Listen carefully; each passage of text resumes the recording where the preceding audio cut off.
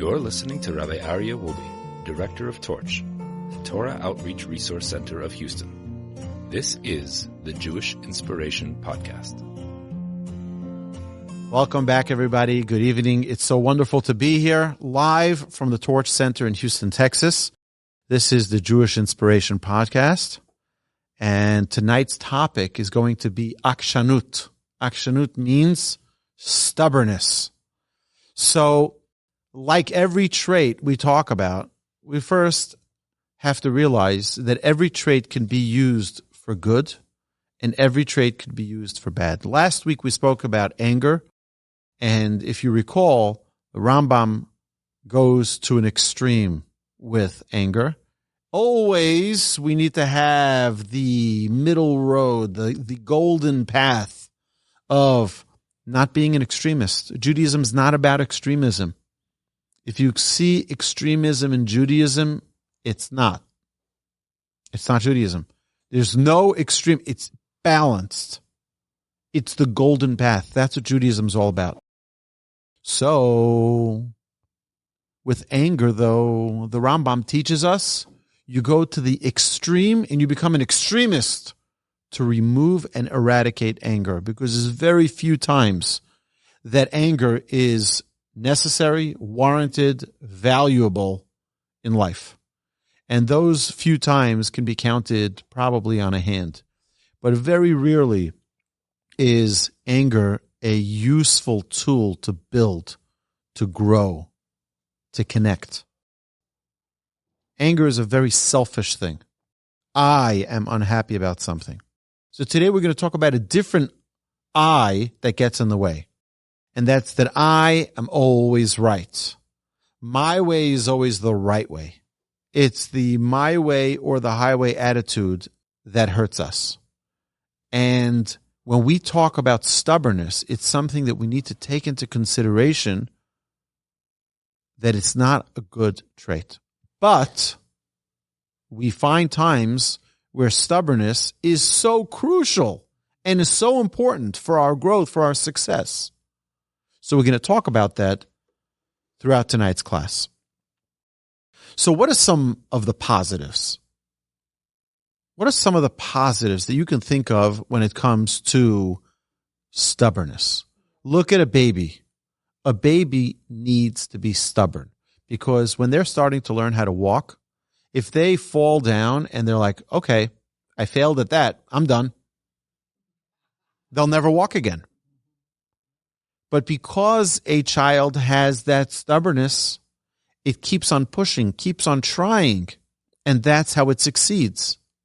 In fact, when the Torah talks about the righteous, a tzaddik, it says, Sheva yipol tzaddik v'kam. A righteous person falls 7 times and gets back up. So it's part of being a tzaddik is you're going to fall. And you're going to need to be stubborn and get up again. Now, we mentioned this previously, recently. Why is it 7? 7 is always the number of the natural state of things. Things in their natural state are 7. The world was created in 7 days. A bride circles her husband 7 times. Why? Because these are 2 halves of a soul that are returning to their natural state. 7 is the number of the natural state of things. Above nature is 8. Why does King Solomon in Proverbs say, Sheva yipol tzaddik v'kam? A righteous person will fall 7 times. It's hinting to us here that the natural state of someone who's a righteous person is that they fall. But they don't only fall, they get up again. Your natural habitat of a growing person is you fall and you get up. You fall and you get up. And you fall and you get up. That's the way it works. And if you fall and you give up, you're never going to make anything in life.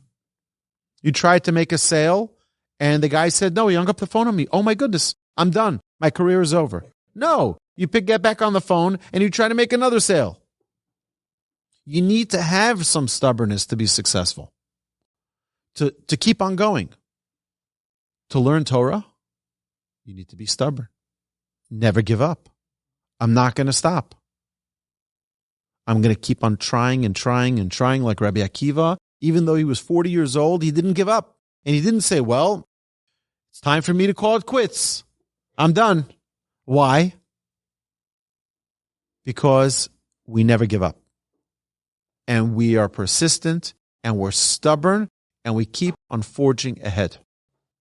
Any opportunity that you want to pursue, you will need stubbornness in order to succeed.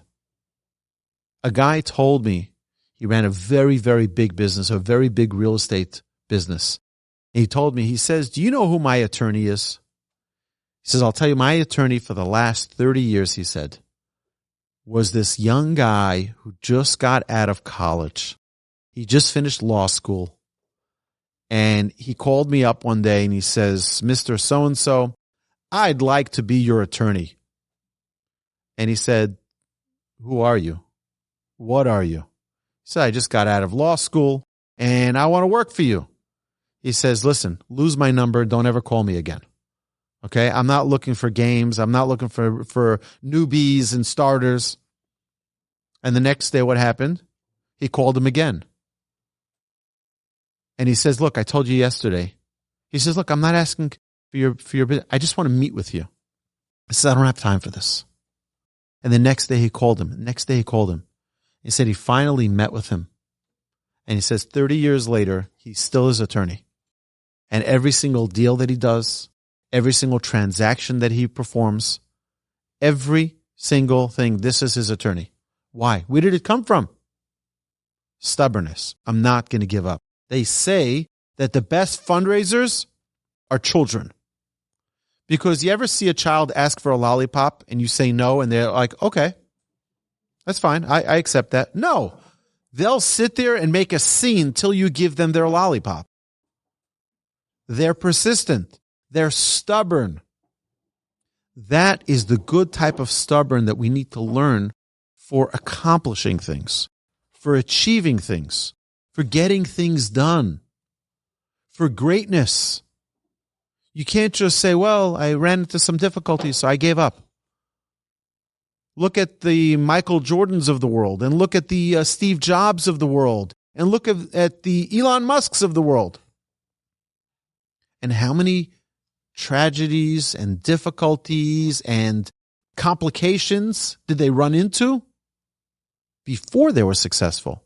Now everyone looks, oh, they were so successful. They were always successful. No, you can't forget those challenging times that they overcame with stubbornness. No, I'm going to be on that basketball team. I'm going to be on that football team. I once watched, since yesterday is probably the last game Tom Brady will ever play. So I once watched a segment that was on pick 199. It was famous that he was the, I think, 6th round pick of the draft, and they selected Tom Brady, the best quarterback in the history of football, who won 7 Super Bowls and has 5 MVPs. And it's like unbelievable, like every record you can list. Nobody believed in him. But he believed in him. And he was stubborn to push and to push and to push and to not to give up. And when he talks about it, he talks about how nobody believed in him. And people were mocking, number 199, thank you very much. But you look at the people who were on the 1st round pick and the 2nd round pick and the 3rd round pick, nobody even remembers their names. But it took someone to be a fighter to never give up. That's the good kind of stubborn. To fight to accomplish and to never give up. But then there's a negative stubborn. There's a negative stubborn. And that is someone who's not ready to listen. Someone who's not ready to hear an opinion that isn't their opinion. Someone who's very arrogant. Usually their arrogance lines up very nicely with their stubbornness. because their arrogance leads them to believe that they're so great. And if I'm so great, my opinion is the only correct opinion. They're afraid to try something new because they're stubborn. The food that I like is the only food that's good. I'm not going to try new things. They're not going to want to go to new places because they're stubborn that their vacation spot is the only great spot out there. But there's a whole new world to see. And they're unaccepting of others. Someone who's stubborn is unaccepting of others. And we're going to talk throughout the class about tips to remove stubbornness. None of this is about beating ourselves up. It's about thinking about it. Maybe I have a tinge of this, and I'm telling you that this is not for all of you. This is for me. This is my therapy class, okay? This is my Musar class that I'm sharing with the world.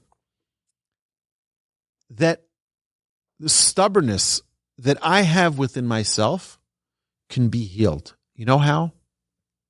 I'll give you the end now. If you just leave a little space in your mind that maybe I don't have the full picture. Maybe there's another opinion that makes more sense. Maybe there's something that I haven't experienced that can enrich my life. Maybe just open up to the idea that perhaps, maybe, there's another perspective.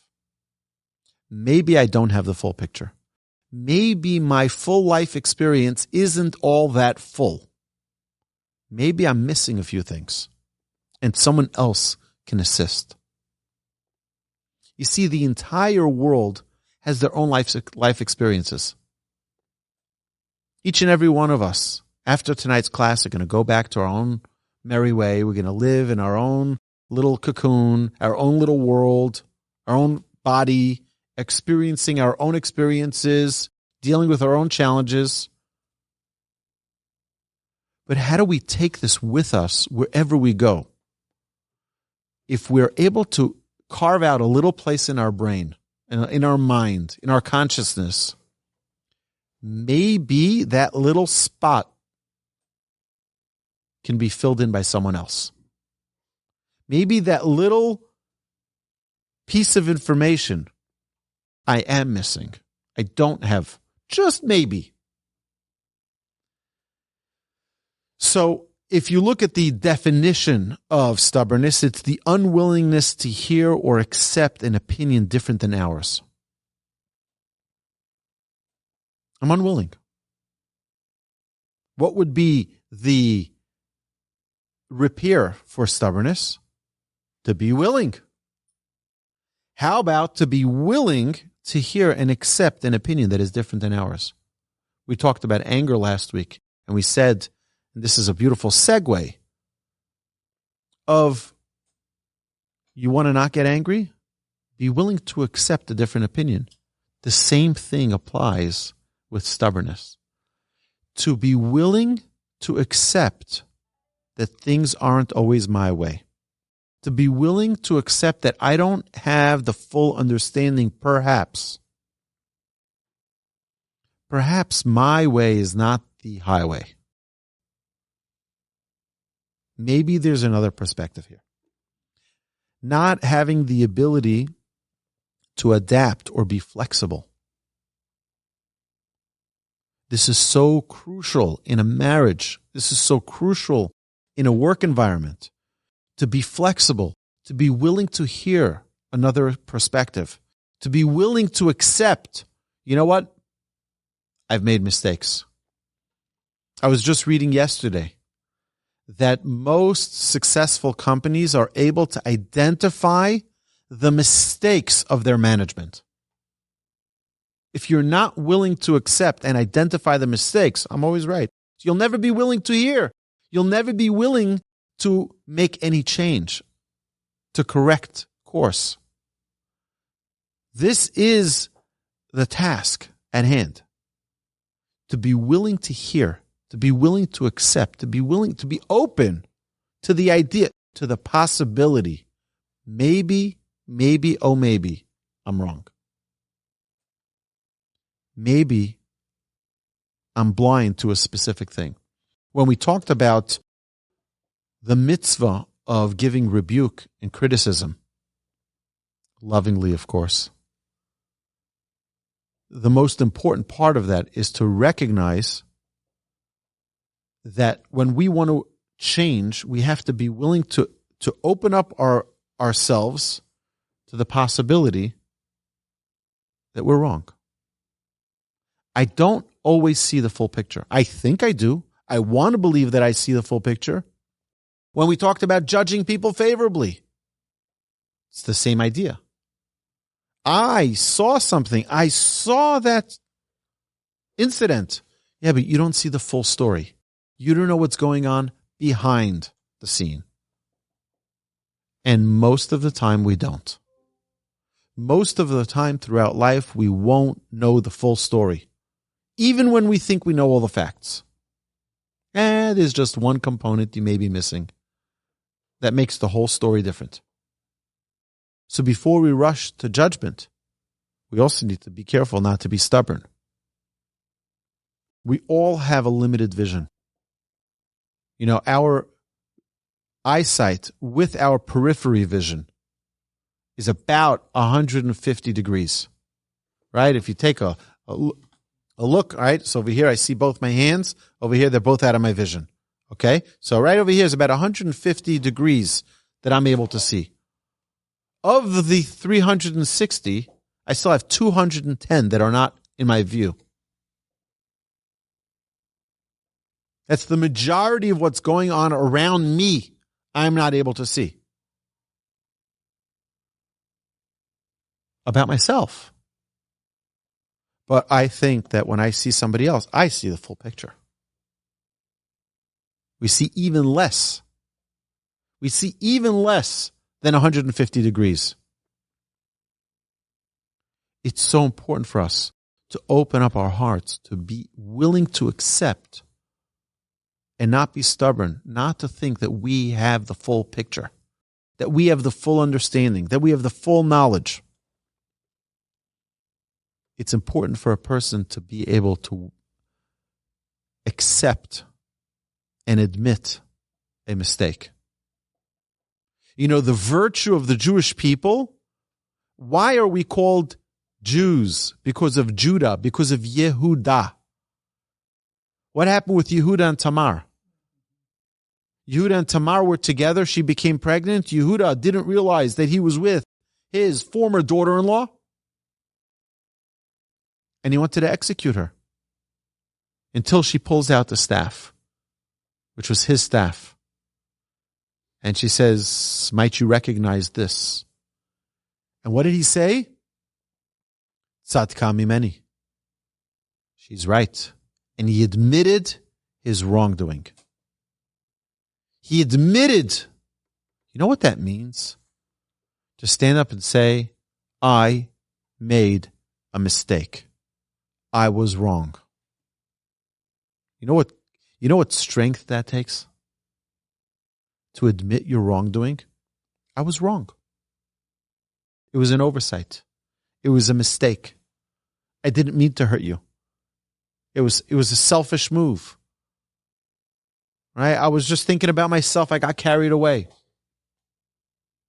Do you know how much love comes into the world when a person accepts upon themselves responsibility for a mistake?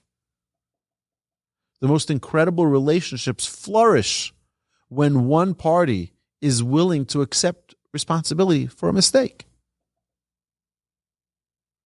But when each side feels I'm right and my way is the only way, you can't have peace.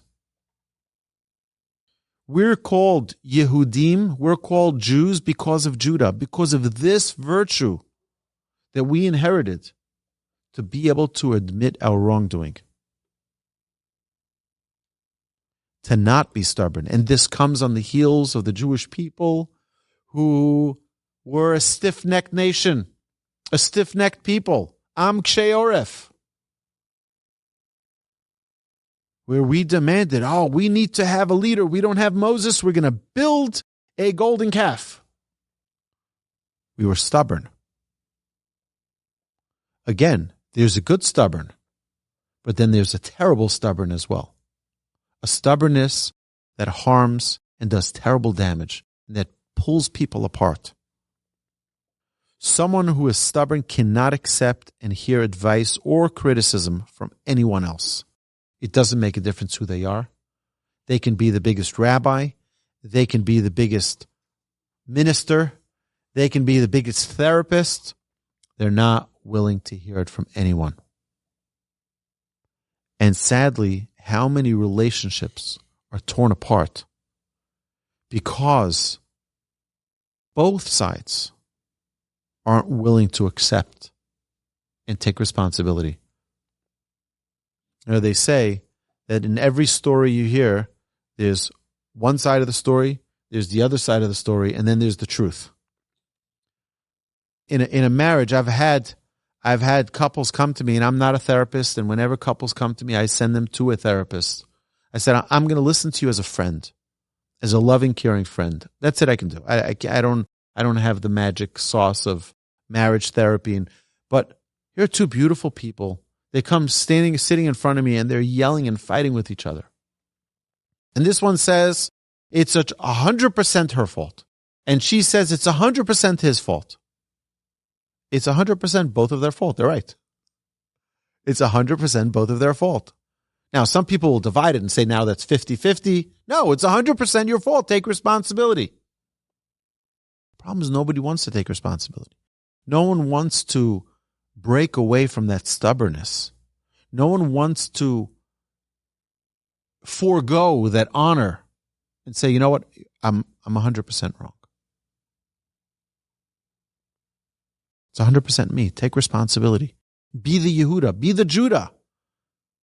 And stand up and say, yes, I'm wrong. And I'll take full responsibility. Because what happens when you take full responsibility? The other side says, you know what? It's not all you. It's also some of me. Then it becomes a 50-50. And then you can have harmony to come together. I say that the best marriage is not when they both love, many times young couples, they're all excited and they're all giddy and so excited where they fell in love. And we like the same type of music and we like going the same type of, we like the same types of activities and we like the same types of books and we like the same. See, that could be a recipe for disaster sometimes. If you like different music and you learn to appreciate the other's music. If you like different types of foods and you learn to appreciate the other types of food. You like different types of reading material and you learn to appreciate. You learn to open yourself up. What happens is, instead of it being two colliding because we have the same, it becomes a stronger unit because you're filling in each other's lackings, so to speak. You learn to appreciate and to love and to cherish something that wasn't there before. You create a new bond. The problem is that people don't want to change. I've said this about 1,000 times here in this class. Marriage is a workshop in character development. If you're not willing to work on yourself, marriage could be a tragic experience. But both sides need to be willing to work on themselves. It's not about just having a fun life together with someone else. It's also that, or at least it could also be that.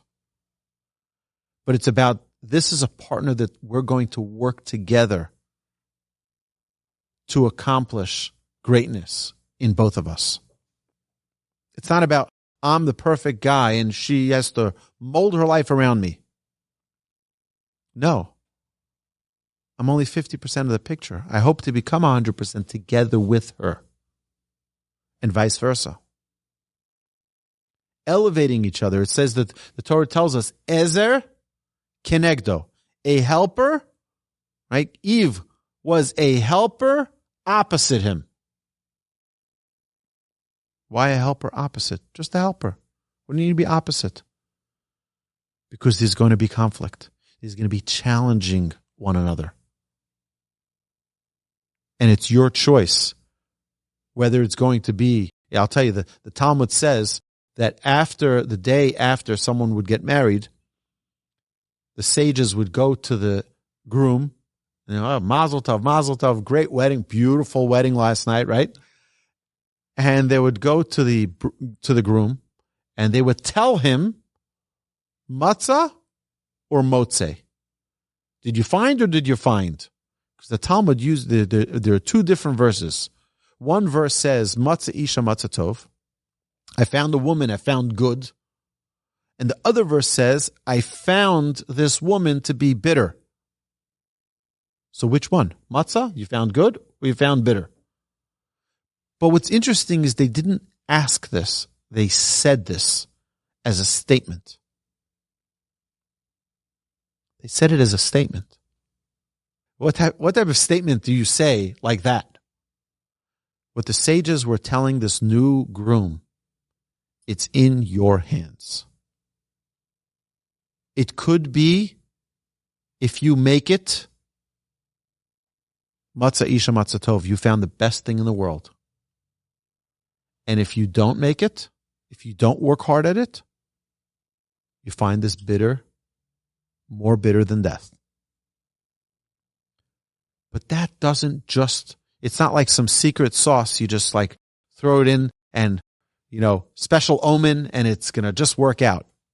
It takes hard work. And the number one trait that is required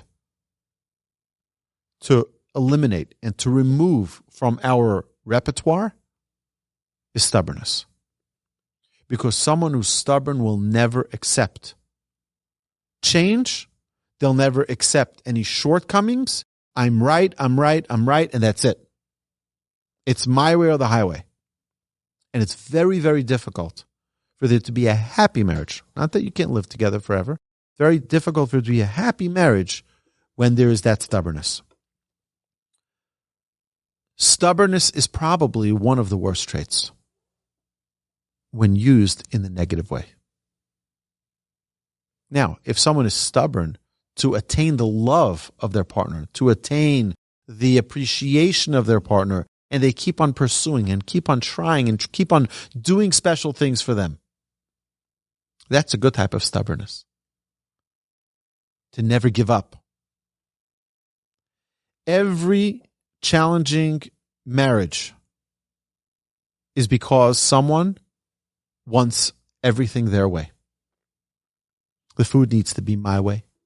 This is my food. The music needs to be my way. The design of the house needs to be my way. It's very interesting. My grandfather, right on the get-go of his training for grooms, is like, the house is the wife's domain, okay? Okay, that's right away. That's her domain, okay? If she wants to put the clock there, she puts the clock there. And if she wants the drapes like this, it's like this. And by the way, my rabbi used to tell us that, young grooms have a very, very difficult day when they're engaged. And it's the day they have to pick out the drapes with their new fiance. And they're like, what, this type of blue or that type of blue? This green or that green? And he's like, I don't care. Whichever you want. I don't know. What do you think is? And you know what my rabbi used to say? He says, you know what your job is? Is not to make believe. Go and be interested. That's your job. You know why? Because that's important to her. And most guys will say, like, I'm just not interested. Why don't you go with your mom and figure it out together? No, you're missing the whole point. You're missing the whole point. It's because you have absolutely no interest that you get all of the reward, of the merit of this beautiful relationship that's going to flourish. Because you take an interest. You say, you know what? Actually, I like that blue. Or, that one looks better. Or that one, you become interested. Instead, many people I've seen this, it's, I think, tragic. That couples take their own vacations. She goes with her friends, he goes with his friends. So that way it's like each one. I think it's a terrible thing. That's not what it's meant to be. That's not what Hashem wants a marriage to be. Hashem wants a marriage to be a beautiful, harmonious, loving, giving, nourishing relationship. That's what it should be. But it can't work with stubbornness. You need to chip away and chisel away every day at stubbornness. To realize, you know what? Maybe just a little bit, I may be missing the picture a little bit. Maybe just a little bit. When dealing with more than just our own selves, we must learn to be accepting and flexible of other opinions and ways. Me, myself, I can make my own decisions. But now I'm dealing with someone else. Someone else's opinions I need to take into consideration. In a work environment, it's the same thing. I can run my own company. I'll just do whatever I want to do. And I don't have to think about anybody else. Just do what I want to do. Or you build a team. You build other people together by listening to other opinions, accepting other opinions, thinking through how someone else thinks about things. And that builds a beautiful, harmonious friendship and harmony. It strengthens us. It builds us. So we mentioned previously that there's a tinge of arrogance in stubbornness because it's about me, me, me. I'm always right. My opinion is the right opinion. Now, I particularly, something I want to work on is that I'm always very confident that my opinion is a good one or the right one. And it's not that I'm not willing to accept, but I might give off the impression to other people that this is the right one or that this is the only right one, particularly my wife, probably. And that's something that needs to be adjusted. Maybe don't say it in a authoritative tone, but rather in a questioning tone. Maybe there's another opinion. Or maybe there's another opinion that's actually right and you're wrong. Or maybe your opinion is right, but there's more right to it. There's more to it. Again, this is a workshop here. We're here about working and growing and becoming the best possible version of ourselves. So we cannot talk about these traits and just like push it aside. And don't bother me, Rabbi. Or we can bring it up, put it on the table, and chop it up and remove it. I think the latter is much more beneficial. A growing person in Musar, in character development, should always leave room for the possibility that they're wrong. Just leave a little room, something. Maybe I'm wrong. When we have such a strong confidence that we're right, we're not leaving room for growth. We're not leaving room for other opinions. We're not leaving room for mistakes. And then when it hits us, it's much more painful. We do things as we did when we were children. That's also a stubbornness that needs to break away. How many of us have the same thoughts every year Hanukkah, every year at the Pesach Seder, like we did when we were children? And if anybody does it even slightly differently than the way my family did it, they're doing it wrong. And that's not true. They have their customs.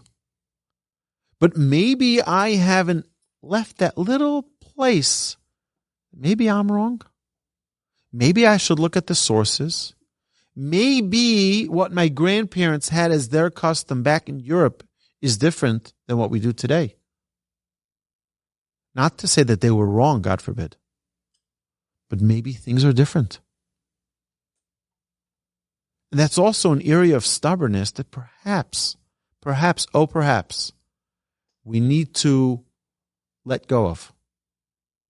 We're starting now, we're now 10 weeks in to our Simple Halacha series, where every week we do another segment of Jewish law. It's a podcast now, Living Jewishly. Listen, subscribe, like, of course. We're learning halachas. And there are times where I'm going through the curriculum and I'm preparing these sheets, and I notice, you know what? I may have been doing that wrong. I never even knew that law. Now, there are 613 commandments, and we mentioned previously there are about 613 million laws in Judaism. Yeah, we might not know every single one, and we might not know every single one correctly. But to be willing to learn new things, to be willing to grow and to change. CEOs hire at great cost coaches, executive coaches, to help them change habits. We get into a certain rhythm, we get into a certain routine, and we believe that that's the right way to go. That could be the right way to go in 1990, or in the 2000s, or the 2010s. But now it's 2023. Maybe it's a little bit different. We don't have MySpace anymore. And we have to be willing to make those adjustments. But in our spiritual experience, in our observance, are we willing to examine and look, maybe I'm doing something in an incorrect fashion? It's very interesting. Last week's Torah portion, the Midrash tells us that Moshe was supposed to be the recipient of 3 crowns. The crown of priesthood, the crown of judgment, and the crown of kingship. And the crown of kahuna, of priesthood, was given to Aaron. Why was it given to Aaron? It was given to Aaron because Moses was stubborn about it. Moses said, I'm going to come back to the Jewish people. After being in Midian for 80 years, I'm coming back, this big hero. I had this revelation at the burning bush, and I come back with the whole power structure of the Jewish people on my shoulders. I don't want that. And he pushed and pushed and pushed the Almighty that he give Aaron a part of it. So Aaron got priesthood, and Aaron was the Kohen. And what was the Kohen's job? What was the Kohen's job? The Kohen had a 2-week-a-year job. 2 weeks. The holidays, he brought offerings. Yom Kippur, that's it. The rest of the year, what was he doing? What does the Mishnah tell us? What was Aaron doing? Ohev shalom v'rodev shalom. He loved peace and he pursued peace. Ohev esabriyas u'mekarvan laTorah. He loved humanity and he brought them closer to the right way, to the right path. It's fascinating. Do you know who mourned for Aaron? You know who mourned after Aaron passed away? The men and the women. Do you know who mourned Moses? Only the men. Moses was the scholar. Moses wasn't going around making peace between husband and wife. Aaron was. He put couples together, brought them together, made them have love between one another. So then when Aaron dies, the men and the women were sad. Look, here's the peacemaker. The peacemaker is gone. He taught the men and the women, you got to give in. You're both right. But if you want peace, you're going to have to give in. You're going to have to remove some of that stubbornness. So when Aaron dies, Both the men and the women mourned him. When Moshe dies, only the men. You look in the verse, you'll see. Very interesting that when Moses was being stubborn with the Almighty, saying, I'm not willing to accept this, he had two questions of the Almighty. And he pushed and pushed and pushed till God pushed him back and said, enough. Enough. And because Moses wasn't willing to accept, even though he was right, but in order to have peace, even if you're right sometimes, even if you're right, you have to sometimes forego your right claim for the sake of peace. In a marriage, you can have both who are 100% right, but you're dead wrong. Because now there's nothing. You're both right and you're both alone. Versus, you're willing to let go a little. You're willing to not be stubborn. You're willing to open yourself up and say, you know what? I'm right, but I prefer peace, harmony, love, happiness over being right. You know what they say, the difference between adults and children? Children are on the playground. They're fighting. 3 minutes later, they're playing again. Adults, they're fighting. 3 years later, they're still not talking to each other. You know why? Because children value being happy more than they value being right. And adults sometimes value being right more than they value being happy. So they'll be mad, they'll be disgruntled, they'll be angry, they'll be upset at the other person because you wronged me. While the children, 3 minutes later, they're back playing together. Because I prefer being happy than being right. How valuable is it to be right? Is it that valuable that we're willing to forego happiness? How much beauty comes to someone's life when they're willing to accept a diverse opinion? When they're willing to accept someone else into their lives. It's not just me. I'm not the only right one. There is a tremendous value, a tremendous virtue, our sages tell us, about someone who's willing to accept when things don't go their way. There's something called Mavir al Midosov. You're right, but you're willing to forego that you're being right. You're willing to forego for the sake of peace. And the example given in the Talmud is if you're embarrassed publicly, you're humiliated publicly. Someone walks into a synagogue and someone says to you, David, and they go on a whole rant about how you're this and you're that and you're this and you're that in front of everybody.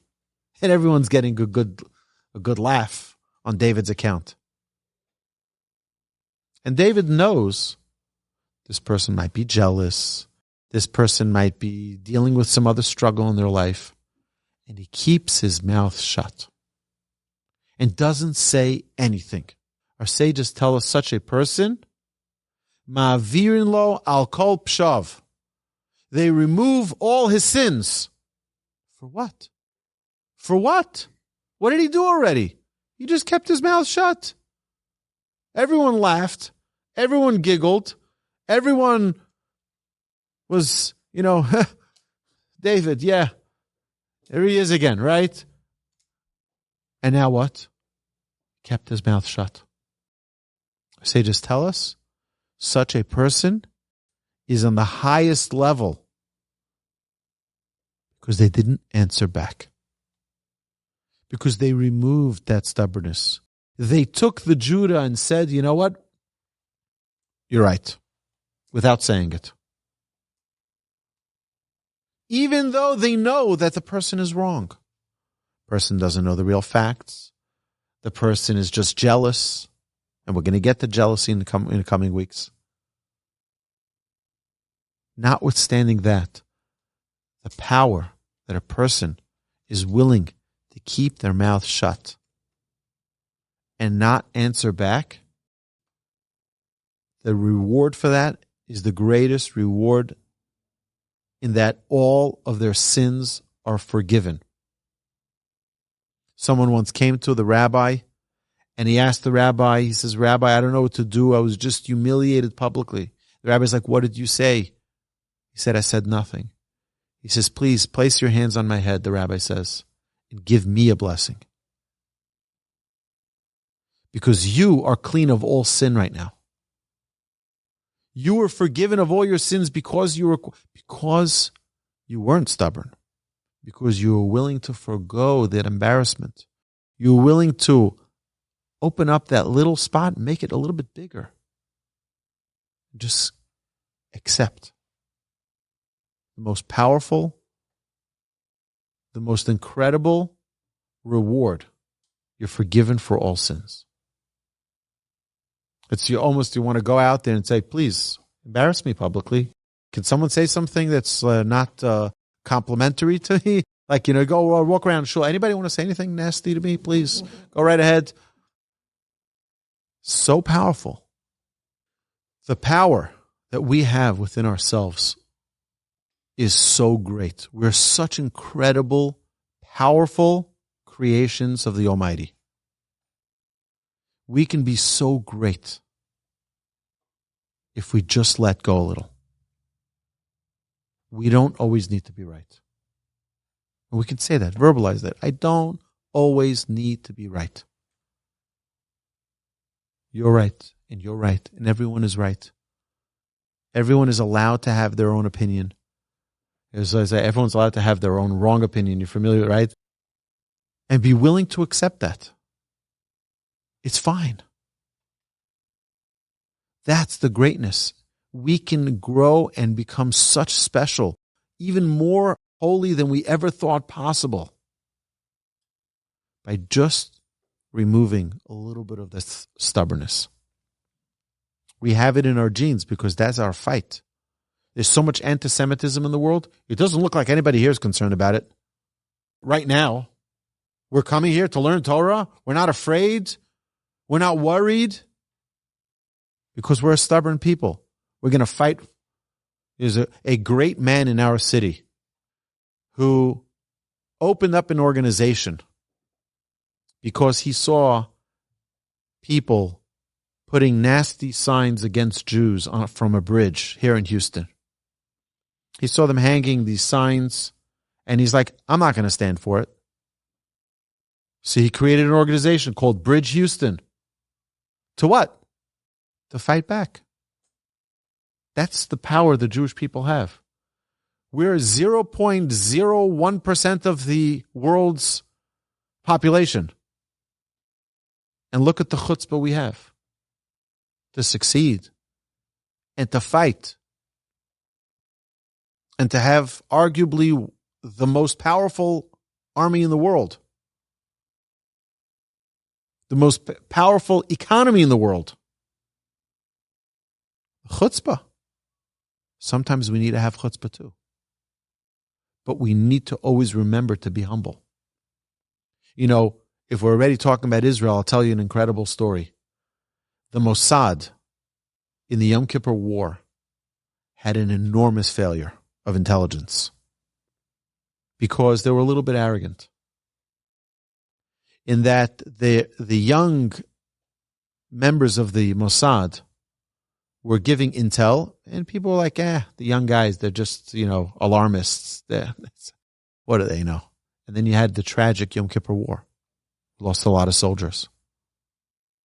And after the Yom Kippur War, they learned from their mistakes, and they said, we were wrong.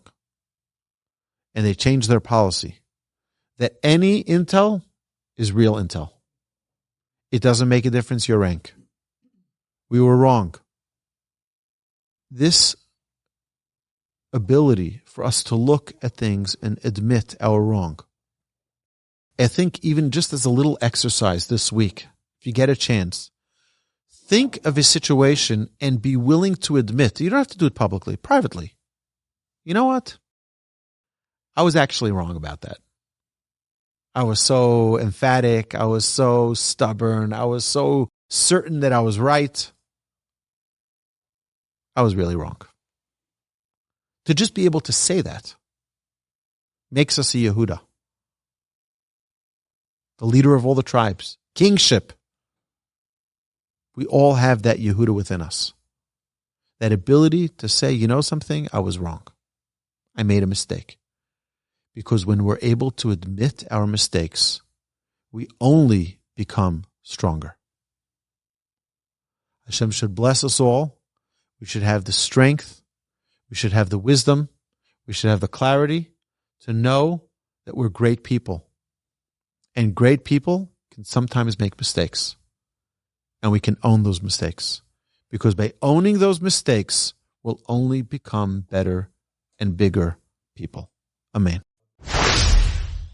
There is a virtue to taking a stand on things to defend others.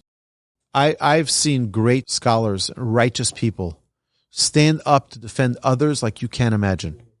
But when it was to defend themselves, they would take the humiliation with love. It is very hard, but that's understanding what life is about. I don't have to be right, but I have to be willing to be on the right track. And that takes allowing other people in, allowing a world to shape us, so to speak. All right, my dear friends, thank you so much. I look forward to next week already. And hopefully we'll utilize this week to re-strengthen and, release some of that stubbornness. Have a terrific night, everybody. Thank you. You've been listening to the Jewish Inspiration Podcast, a Torch production. Become a supporter at torchweb.org because your assistance enables more Torah learning around the globe. To find more lessons offered by Torch, please visit torchpodcasts.com.